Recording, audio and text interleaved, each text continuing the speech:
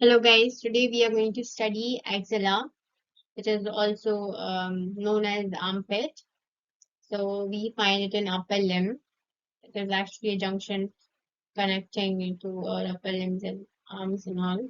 So let's see the definition, what it says. Okay, so it is a four-sided pyramidal space between the upper part of the thoracic wall and the medial side of the arm. So we have the thoracic wall and the side of the arm, medial side of the arm we can see. So this is our four-sided. You can see it has like four sides. Okay, so four-sided space. Okay. Well, people get confused because it looks like you see it look like a triangle, so it looks like three sides, but no, this side is also included, so it's like four-sided. Okay. So, okay. So it's between the upper part of the thoracic wall, okay, and then the medial side of the arm. All right. This is what it is. Now we have the boundaries. Axilla, if it's axilla, it has to have boundaries. No way there's no boundaries. So we have these six boundaries. You can see the first one is apex and base, anterior wall, posterior wall, medial wall, and lateral wall. So as soon as we will be reading, we will be marking which side we are studying. So you may know that. Okay, you will be it will be easier to understand if we read out and then let everything go for it. Okay, just a second. Let me go to the another slide. Yeah. So let's see the apex. So in apex, we can see this. See, the apex is just consisting. The apex content is nothing much. It's just cervico-axillary canal. Okay, which actually gives passage to division of brachial plexus and axial vessels. So okay, now let's read it out. It connects the axilla. Okay, and the posterior triangle of the neck.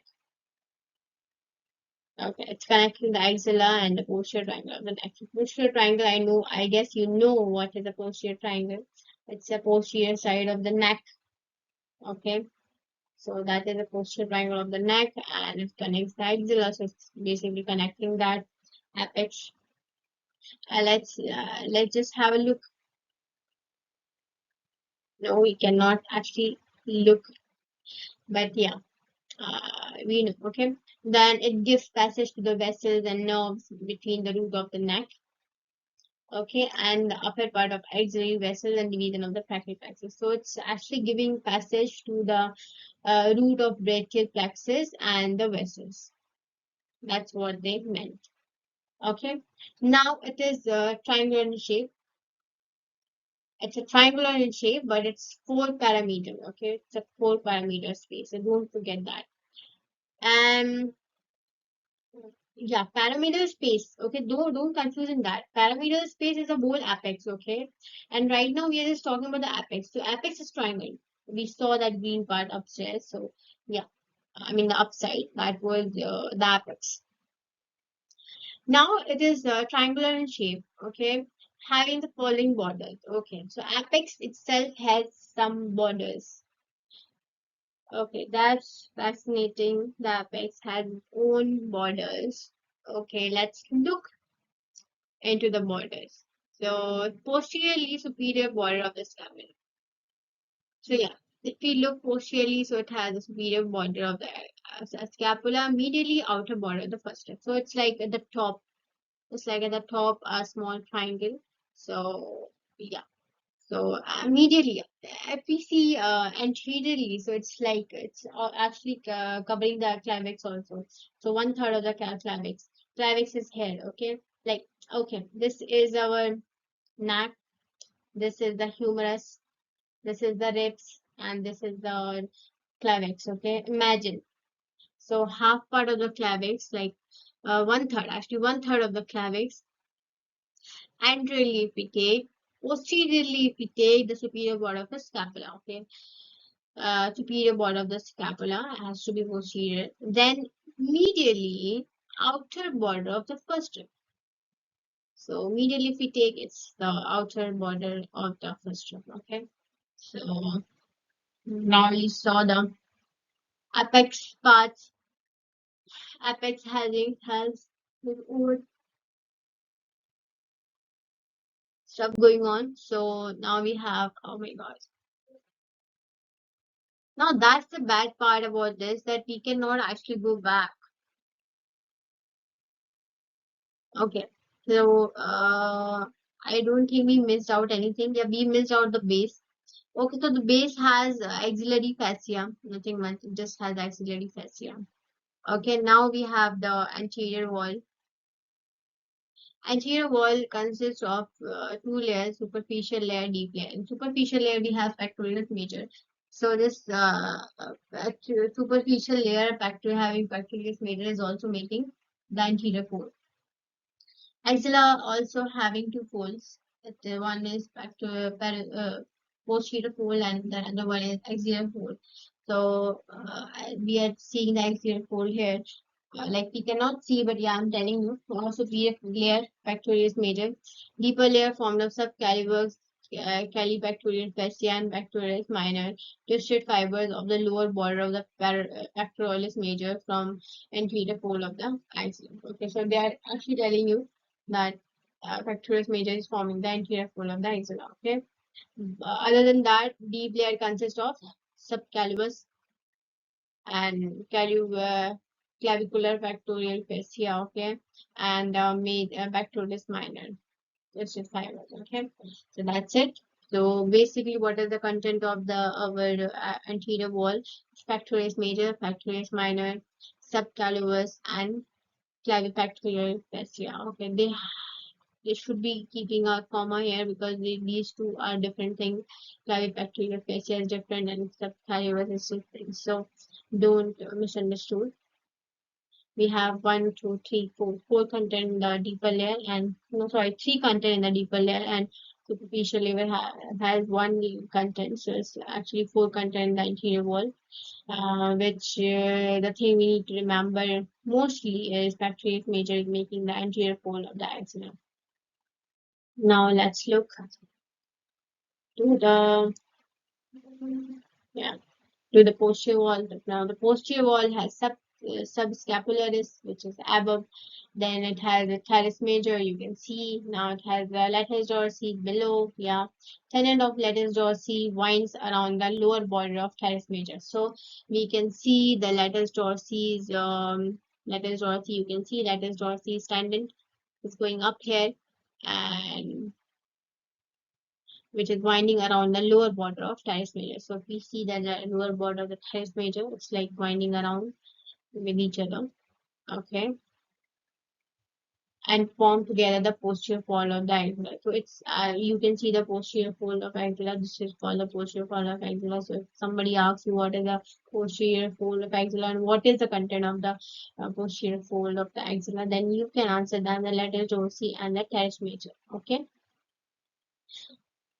So more specifically, lateral dorsi medially and teres major laterally. So lateral dorsi medially and teres major laterally. Okay, so that's how it is. Now the posterior just really okay. Now we have the medial wall. The medial wall consists of upper four limbs with intercostal muscles. Okay, so yes, and upper part of serratus anterior. So let's see. See, upper four limbs are here, ribs are here, one, two, three, four. Okay, and intercostal muscles of this is here. So it consists of the upper four ribs and the upper part of serratus anterior is here. So upper part of serratus anterior. Otherwise, the serratus anterior is actually coming from here to down. It's a big serratus anterior, but we are staying in the upper part of serratus anterior in the medial wall. Okay, don't get confused because they might say serratus anterior, they might say the lower part of the serratus anterior, but we need to remember that it's the upper part of serratus anterior and upper four limbs. Okay, this is the content of medial wall. Now coming to the lateral wall, we had the upper part of humerus. Okay, this is the upper part of humerus. Now we have the thoracobrachial brachialis and short hand of muscles. Brachiobrachialis is here. Usually brachialis you can find after the, it's actually inside. You cannot properly see it. So let me take this part out so you can easily see it. But yeah, it's in somewhere down. You can actually, yeah, you can have a look. But when you're in dissection hall, you can look more nicely to it. Now we have biceps brachia. Everybody knows about the biceps muscles. So yeah, this is brachial brachia and coracobrachialis coming to the lateral wall of the axilla. So that's what you see. And not just that, upper part of humerus is also okay. Upper part of humerus is also part of it. Don't forget that. So that's how we study the axilla. Uh, Now just let's revise it very fast. So let's repeat with me. Axilla. Axilla has six walls. Okay, the anterior wall. I will first go with the apex. Let's go with the apex. Apex has cervico-axillary canal, which gives passage to axillary vessels and brachial plexus. Then we have base. And the base is consists of axillary fascia. Then we have anterior wall. Anterior wall has anterior folds of axilla. Anterior fold of axilla consists of pectoral major, and which actually is a superficial layer. Then we have the deeper layer, and deeper layer we have in deeper layer we have pectoralis minor, teres major, latus dorsi. All right. Sorry. You have to actually correct me. We are mistaken. Axillary wall has pectoralis major as the superficial wall, but superficial layer, but and the deeper layer we don't have all these. We have pectoral minor, subclavus, and oligopectoral fascia. Okay. Yeah, let's repeat it again. The anterior wall has pectoralis major as superficial layer, and the deeper layer has uh, pectoralis minor, subclavus, and bacterial fascia, pectoral fascia. Yeah. And then we have the posterior wall. Posterior wall has a posterior fold, which is consisted of latus dorsi, uh, yeah, latus dorsi, and this teres major, and the content of pectoral posterior wall of axilla consists of mainly subscapularis, latus dorsi, and teres major. All right. Now we have the medial wall. Medial wall consists of situs, anterior and upper part of forelimbs. Upper forelimbs, okay, and the lateral wall has the upper part of humerus and brachiolo uh, coracobrachialis and bicep brachia. Okay, one thing we missed, which you have to tell me what I missed in the apex, is that apex itself has its own sides, okay, which is medially, anteriorly, and posteriorly. So do not forget that too, okay? Like, let's actually see it. Uh, yeah, it has three sides. So medially, it's taking the one third of clavix, posteriorly, it's taking superior border of scapula, and medially, it's taking outer border of the frustum. Okay, that's what it is. Now that's how we have done with the axilla. Now let's look to the other topic. Thank you. Okay, now let's see the content of axilla. Okay, this is important because in MCQ exam they usually ask this, or in, even in written exam they be asking this to tell the content of the axilla. So axilla has like 8 contents. Okay, so because it's axilla, axillary stuff will be there. So that's how you can try to remember it. Axillary artery, then it's branches, axillary vein, and it's tributaries. As we see in the apex, it was saying that it's a passage to brachial plexus and axillary vessels. So, yeah, axillary vein and its tributaries, and you see that first from brachial plexus and branches, okay, axillary lymph nodes, Everything of axillary is gonna come here. Axillary tail of wrist, lateral cutaneous branch of the upper intercostal nerves, intercostal brachial nerves, because we saw that posterior was also there, like in our medial wall, we could see that. So that's what. Then we have long thoracic nerve. Okay, so long thoracic nerve. Until here, I think you can easily try to remember it. Also, I saw you saw brachial plexus was there in the apex, and I think the 6 point also you can kind of remember it from the medial wall. But this long thoracic nerve, which you have to actually know that it's just it's with the axillary canal only. So yeah, long thoracic nerve and fatty arterial arterial connective tissue.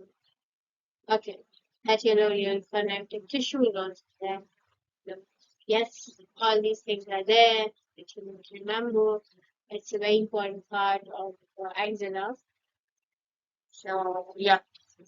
Let's see this again. The axillary artery and branches, axillary vein and its tributaries, cords of axial plexus and their branches, axillary lymphoids, axillary tail of wrist, lateral cutaneous branch of upper intercostal nerve, which is also called intercostal brachial nerve, long thoracic nerve, fatty areolar connective tissue. Okay. The axillary artery and the cords of brachial plexus are closed by the axillary shunt, which is derived from the preventricle fascia of the neck. Okay, okay. Axial vein is outside the shell. Now they're telling about the axillary artery and axial vein. They're giving little more information about that. We can see that the axillary artery and the cords of brachial plexus are actually enclosed by the axillary shell. Okay, which is actually derived from the preventricle fascia. We have preventricle fascia also of the neck. Okay, from there, this shelf, axillary shelf is being derived. Okay, which has axillary artery and the cords of the brachial plexus. That's what I'm trying to say.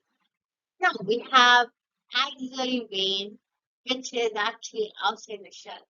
So they may ask you like this, axillary shelf consists of, which and which one is not consist of. So like that they can ask you. So you need to know that axillary artery and brachial plexus as actually in the shell, is in the axillary shell. But when you look at the axillary vein, which actually sounds same like axillary artery and axillary vein, but no, there are different concepts. Axillary artery and also brachial plexus is this axillary shell, okay? But which is actually being derived from preventricle fascia of neck. But if you look at this thing, which is axillary vein, it is actually coming outside the shell. Okay, it's totally outside the shell. So we need to remember this. Okay, let's just highlight it in order to, keep it more in our mind. Let's just write it. Okay, it's outside. It's outside the shell. Yeah, that's now we have brachial plexus. So brachial plexus is the plexus of nerves which passes from the neck to the axilla. We just got to know what the axilla. So see, now do you see the power of the basics? You first need to understand basics and you now come to the next concept. Now you can easily get what is axilla. Okay. So yeah, it's basically a group of nerves which they're saying plexus. Okay. It's like branches of nerve coming from cords which passes from neck to the axilla, okay, and supplies sensory and motor nerves to the upper limb. Brachial plexus is the supply of nerves, which could be sensory or motor, and they do is the supplies to the upper limb. So they are very important, and brachial plexus is a very important complex. Okay. So the origin we have is ventral rummy of C 5, 6, 7, 8, and T1. So from cervical 5, 6, 7, 8, and then we have thoracic T. Okay. So that's what it says. The origin may be shifted upward or downward. So the origin could be upward or downward. Okay, the origin could start with T4, or it can start from T5, 6. Okay. Right. So now let's see the prefix flags. So the prefix flags started earlier, like it shifted upward. So we can see T4, 5, 6, 7, 8, and T1. Okay. So here we have post-fixed flags. It, it started later. It's C5, 6, 7, 8, and T1, T2. So like this. It is okay. One they're taking hair, they're adding hair more, and the one they're taking away from hair, they're adding through hair. So that's how it is. Now it has stages, 5 stages, which is roots, trunks, reasons, spots. Now let's have a look at what the trusting spots.